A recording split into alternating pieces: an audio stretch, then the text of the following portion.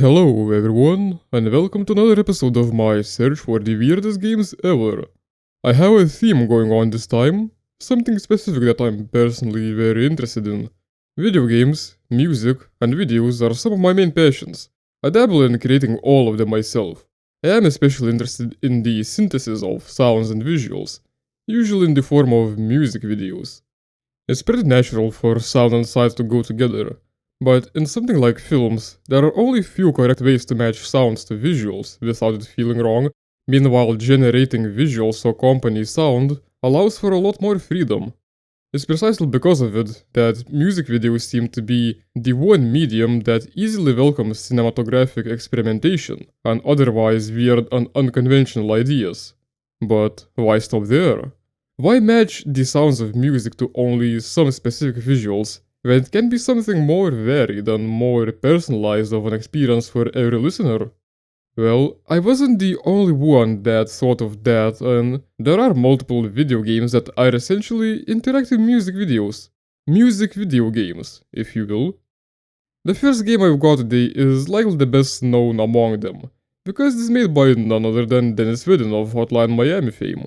He had produced some smaller games before the acid trip like Homicide Extravaganza, and he also happens to be a member of a band called fucking Werewolf Asshole, which had given birth to some pretty crazy songs. I guess it also seemed natural for Dennis to combine his two hobbies, so here we go, I present to you Keyboard Drumset fucking Werewold.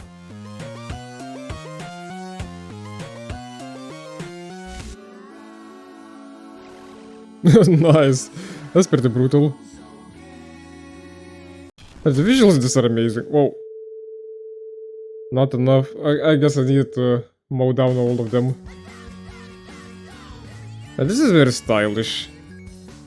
Yeah, you can definitely tell this is made by the same guys as Hotline Miami. That's the same visual DNA. Yeah, this has like very much a kind of Newgrounds Flash games vibe, which I adore and I feel a bit nostalgic towards, but I guess it's sort of like a higher fidelity, because Flash games still have a lot of limitations. Yeah, that transition thing is like very Machine Girl aesthetic with the Werewolf retro thing, retro games. Phew, barely. Kill or be killed. Oh, I like this. This is fun, kinda tricky, but this is like that very old space game. Not Space Invaders, but like the one with the spaceships. I don't remember what it's called. It's like one of the world's oldest video games. Also, this reminds me of this game called Icy Tower. I remember playing that a bunch of my Nokia mobile phone. That game was the shit. All my gang was playing that. No! Oh. Surprisingly, the game is starting to piss me off before the song. Usually it's the other way around. But the song is just good enough to not bother me. I actually used to listen to this band. It's good. It takes a bit to get into it because of the high-pitched vocals. They can be a bit annoying at first. This is good stuff. Especially the last album, I don't remember what it was called. I like this part of the song. I'd say this is like also the most enjoyable minigame out of these. It's very simple, but I don't know, it's just like it has the right proportion of challenging and enjoyable.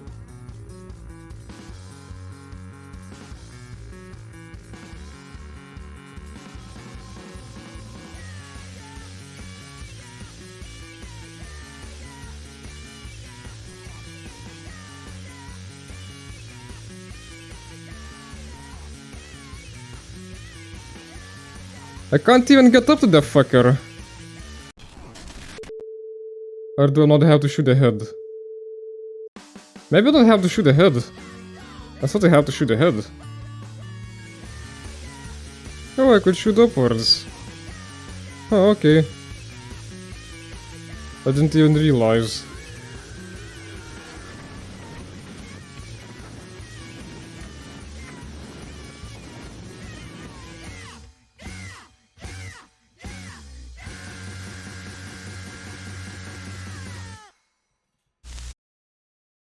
That one was pretty tricky to finish, but when you do, you get a full music video with a seriously punk attitude.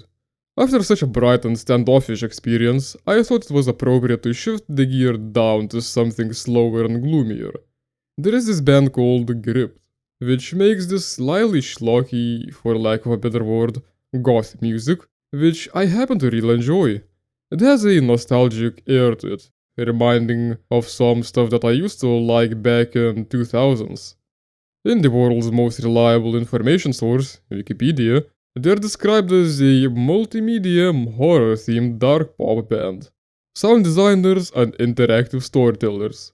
Such description resonates deeply with me, so I hunted down a music video game of theirs called Tonight You Die. Darkness imprisoning me, all I see, absolute horror. Until symbol is no longer visible. What symbol?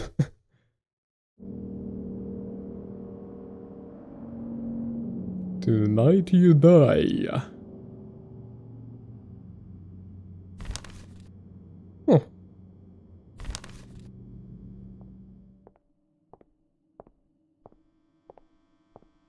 Okay, so far, this just feels like a random itch.io game. One of those like... Okay, now the music's kicking in. Yeah, I was about to ask, like...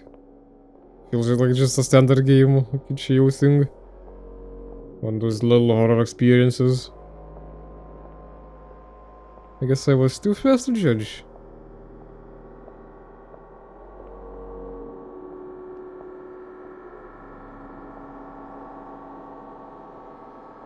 I guess music gets louder the closer I am to my death, or something.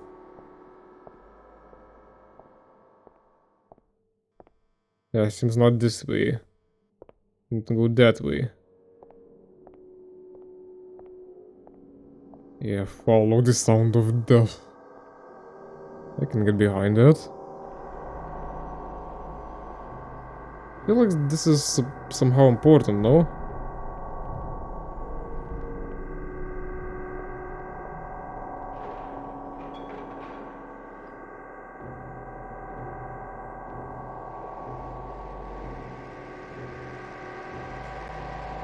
Oh.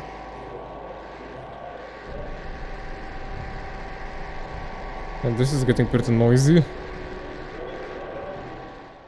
I guess this sort of works at emulating the experience of getting pretty anxious when you get a message, you will die.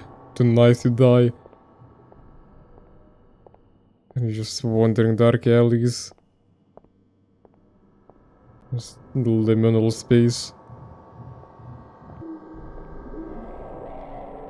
Yeah, that's an object.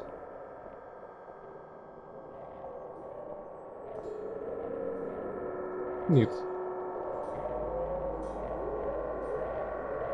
Guess I'm climbing up.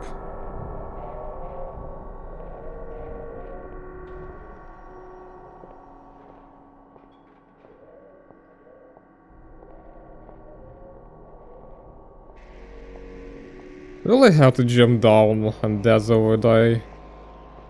Because I am strongly against suicide.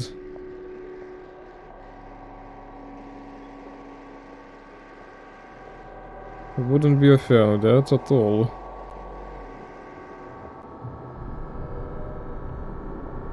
How tall is this? This feels almost infinite.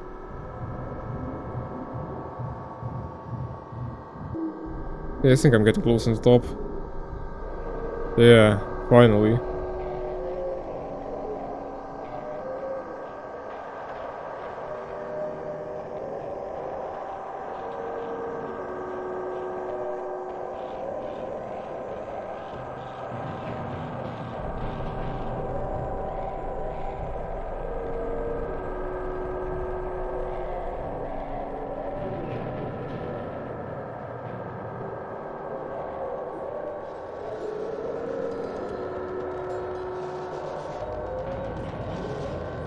No way back. Drums are kicking, but I don't wanna jump. I guess I have to. Well, rip. Beats drop? No? Well, that's pretty short. And the game shut off. When I got some website out of that. Looks pretty cool, I guess, just marketing thing. And this bomb arc. Discography? Yeah, that's Bandcamp links, alright. And I don't even see Gripped here. Oh, here it is. Tonight you die. Bye bye. I guess it wasn't as captivating as a game, but it's a neat atmosphere builder. I could see the visuals of Tonight You Die working pretty well as stage projections during live shows. While I personally wasn't too enthralled with this game, I imagine something similar on a larger scale could be quite interesting. Maybe an entire interactive album, with each song having a different game level or something like that. Dumb ways to die, but goth. These two were the only projects I could easily name from the top of my head, since these were bands I actually listened to. I assumed there would be more projects like these, but turns out these music video games are not that common, so I had to do some proper research to find more. The first thing I found is a pretty unorthodox project by Moniker called Do Not Touch. It's a crowdsourced music video in which every viewer gets to participate by the video recording their mouse cursors and using them as a part of the visuals. Now, this is pretty funky, but yeah, that's a lot of dudes. Huh. Yeah, for a music video this is a great idea. Probably can't show the whole thing on YouTube though because copyright. Yeah, I think this is how you make an interactive music video. This is actually a great idea, but yeah, for something to not really be straight up just game, it needs to be something like this. Form the opponent. Yeah, that doesn't work very well. Make a mask. Doot. Smiley.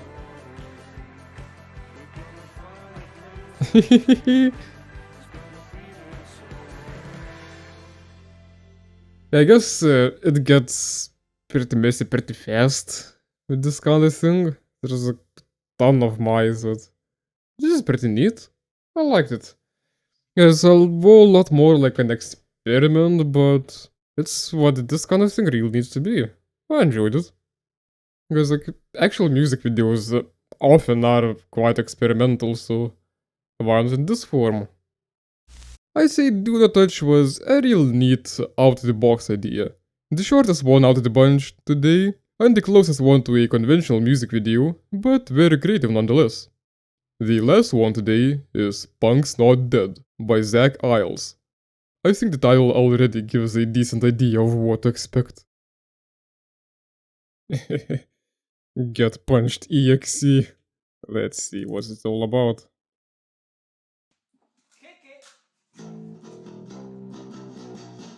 You. This fucks.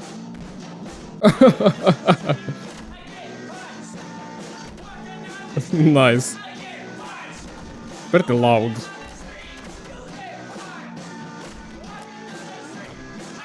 Who's shooting me? You bastards. No. Hey, this is dope. But yeah, again, this feels like just kind of new ground stuff, but modern. It's more modern. Well, there might have been that whole gaming scene that I avoided of these tiny indie games. There's a bunch of tiny stuff that doesn't really make it to Steam or anything big like that. But there's still plenty of fun. For a shorter amount of time. I guess it's just a tiny bit annoying having to download them or not being able to play them in a browser. I feel like this could easily be an HTML5 game, you know? Just running on a browser. It's pretty minimal. I mean, the more people I don't punch, the more people there are who can shoot me. It's kind of funny how I pretty much shoot people. Oh, I can punch bullets back! Holy shit! I mean, that's pretty risky, but that's possible. Wow. Oh, that's a big dude. I still punch him. Yeah, that's one hell of a punk attitude. Also very punk song being so repetitive. No creativity, just noise. Motherfucker.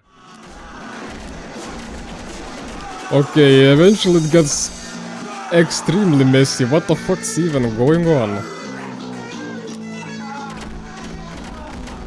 I can't make anything out. What even? All the shooting dudes are visible, but what about anyone else? I guess that's the end.